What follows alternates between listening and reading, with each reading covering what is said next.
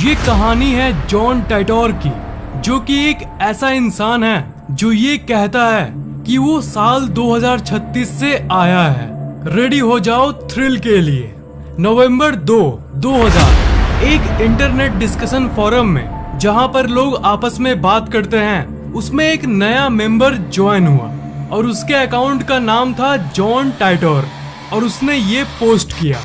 Hello दोस्तों, मैं एक टाइम ट्रेवलर यानी समय यात्री हूँ और मैं साल 2036 से आया हूँ। साल 1975 में गया था एक IBM 5100 कंप्यूटर लेने, क्योंकि साल 2036 में हमारे टीम को उसकी जरूरत थी। और 1975 से 2036 वापस जाते समय मैं बीच में साल 2000 में रुक गया हूँ, क्योंकि मुझे देखना है कि पास्ट कैसा था और Y2K नाम की एक कंप्यूटर प्रॉब्लम को भी मुझे देखना था। इस मैसेज ने पूरी इंटरनेट को हिला कर रख दिया था, पर ज्यादातर लोग तो यही मानते थे कि ये कोई फेक प्रोफाइल वाला आदमी है जो सिर्फ पब्लिसिटी और फेमस होने के लिए ऐसा कर रहा है। ज्यादातर लोगों ने तो इसे सीरियसली नहीं लिया।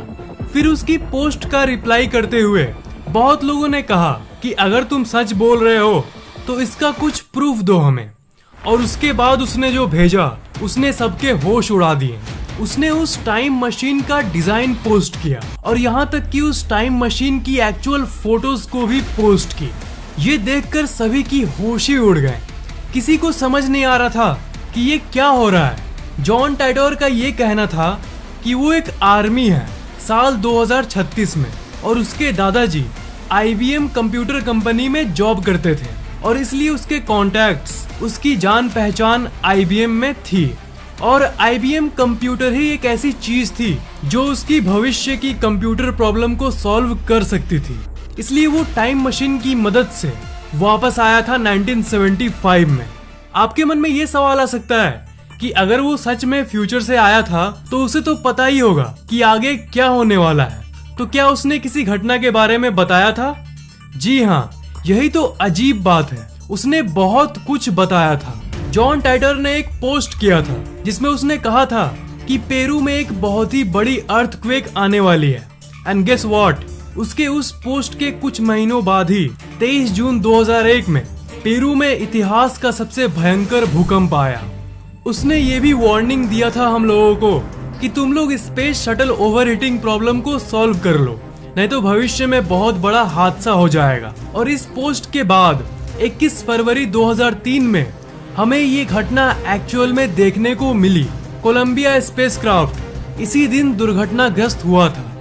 उसने और भी बहुत सारे बातों को बताया, जैसे ओलंपिक 2004 ही सबसे आखिरी ओलंपिक होगी और कई तरह के अलग अलग घटनाओं के बारे में कहा।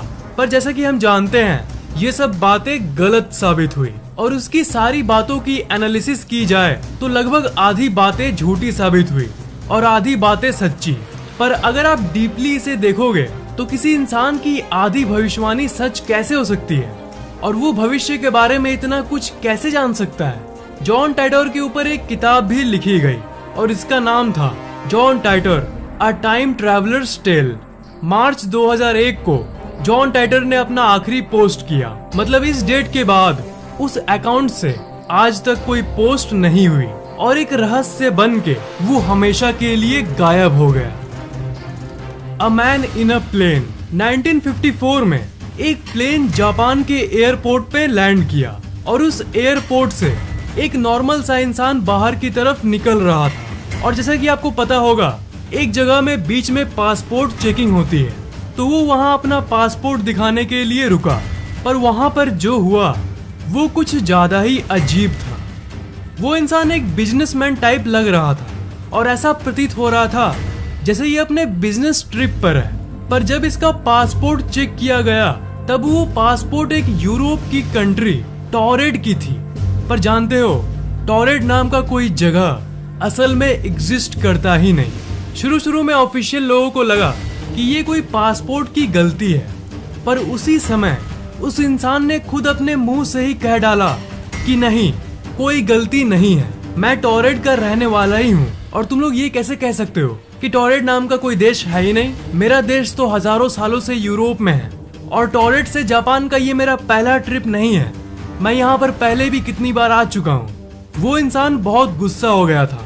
जिस कंट्री से कोई बाहर आए ट्रिप के लिए और बाद में किसी को पता चले कि वो कंट्री एग्जिस्ट करता ही नहीं है तो कैसा लगेगा। ऑफिशियल लोगों के इंस्पेक्शन से ये इंसान बहुत फ्रस्ट्रेट हो गया। प्रूफ के लिए उसने अपना पासपोर्ट ओपन करके दिखाया। पासपोर्ट पर बहुत सारे जेन्युइन सील्स लगे थे, स्टैम्प्स भी लगे हुए थे जो कि बिल्कुल जेन्युइन था। और यहाँ तक जापान का स्टैम्प भी उस पासपोर्ट पर था, जो उसके हिसाब से उसने तब लिया था जब वो यहाँ पर किसी बिजनेस रीजन के चलते आने का प्लान बना रहा था। उसके पास एक लाइसेंस भी था जिसके ऊपर कंट्री का नाम टोरेड लिखा हुआ था। फिर ऑफिशियल्स ने उसे एक मैप दिया और ये कहा कि तुम्हारा कंट्री टोरेड मैप पर कहाँ पे है, जरा बताओ तो। और उसने पॉइंट भी किया फ्रांस और स्पेन के बीच में एक छोटी सी एरिया पे।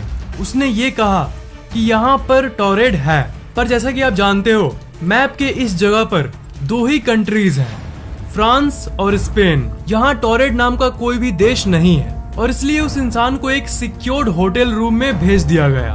वो इंसान मान गया और ऑफिशियल्स ने उसे ये कहा कि सुबह में इंस्पेक्शन के बाद, तुम्हारी जांच के बाद हम तुम्हें छोड़ देंगे। तब उस रात के लिए उसे एक होटल रूम में भेज दिया गया फुल सिक्योरिटी के साथ। अगले दिन ऑफिशियल्स वापस उस इंसान को लेने आए। जब उन्होंने उस रूम को खोला तब उन्होंने देखा कि वो आदमी गायब था। ये बहुत अजीब बात है कि इतने फुल सिक्योरिटी के बावजूद भी वो इंसान कैसे भाग सकता है।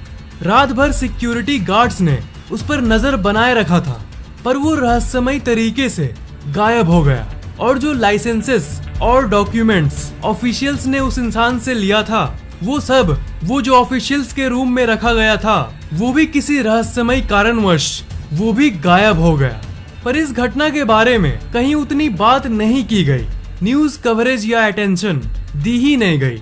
इस घटना के 35 साल बाद इस किताब के जरिए, जिसका नाम था द डायरेक्टरी ऑफ पॉसिबिलिटीज, लोगों को इस घटना के बारे में पता चला। और एक किताब जिसका नाम था स्ट्रेंज बट ट्रू, उस किताब में भी इस घटना के बारे में जिक्र किया गया। इस घटना को कोई भी आज तक नहीं समझ सका कि ये आखिर हुआ क्या था। बहुत सारी थ्योरीज बनाई गई, पर सबसे फेमस थ्योरी ये कहती है कि ये एक दूसरे पैरेलल यूनिवर्स का इंसान था जो हमारे इस यूनिवर्स में किसी ग्लिच के चलते शिफ्ट हो गया था।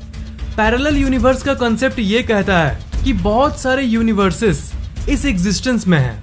मतलब सारे यूनिवर्सेस में से एक यूनिवर्स में एक ऐसा भी यूनिवर्स है जहां पर टोरेड नाम का एक यूरोपियन कंट्री सच में है।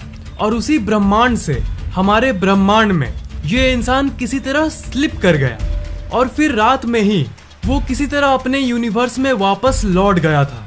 और क्योंकि वो हमारे यूनिवर्स में कभी एग्जिस्ट करा ही नहीं था, इसलिए उसके साथ साथ उसकी जो लाइसेंस और डॉक्यूमेंट ऑफिशियल्स ने लिया था, वो सब भी गायब हो गया। दूसरी थ्योरी ये कहती है कि वो इंसान फ्यूचर से आया था। हो सकता है कि भविष्य में टोरेड नाम का कोई जगह होगा जहां से ये इंसान टाइम ट्रेवल करके जानबूझकर आया होगा, सिर्फ ये देखने के लिए कि पास्ट कैसा था।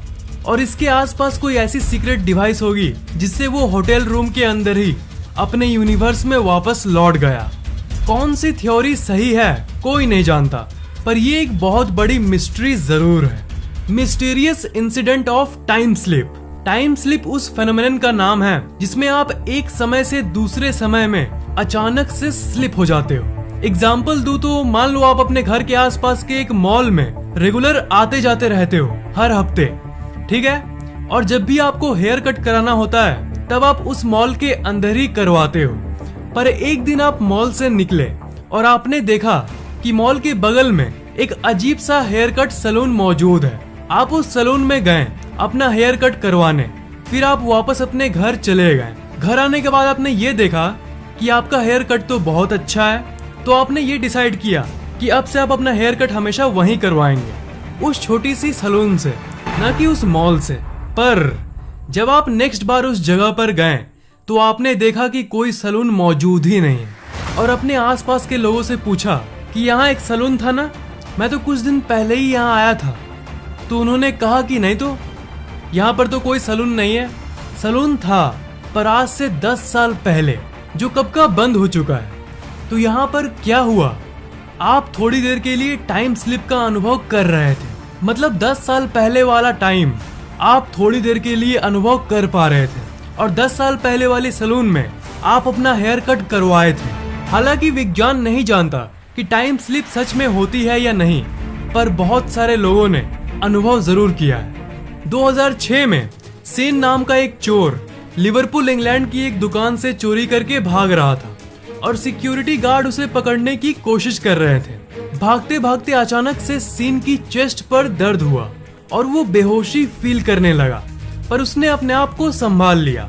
पर नीचे झुके हुए पोज से जब उसने अपना मुंह ऊपर उठाया आगे भागने के लिए, तब उसने ये देखा कि सब कुछ बदल गया है। सिक्योरिटी गार्ड गायब है और आसपास के घर और रोड पूरे तरीके से बदल गए हैं और लोग भी अजीब पुराने जमाने के ड्रेस पहने हुए हैं। फिर उसने दौड़ के एक न्यूज़पेपर की शॉप पर डेट देखा और उसने देखा कि ये 1967 है। मतलब 2006 से 1967, मतलब वो 39 इयर्स समय में पीछे आ गया था।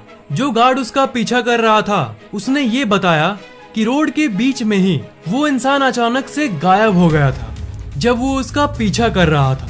ऐसे घटनाएं बहुत लोगों ने अनुभव किया है। तो थ्योरी ये कहती है कि वो साल 2006 से टाइम स्लिप के चलते ही 1967 में गलती से चला गया था, पर लकीली वो वहां 1967 में बेहोश हो गया था।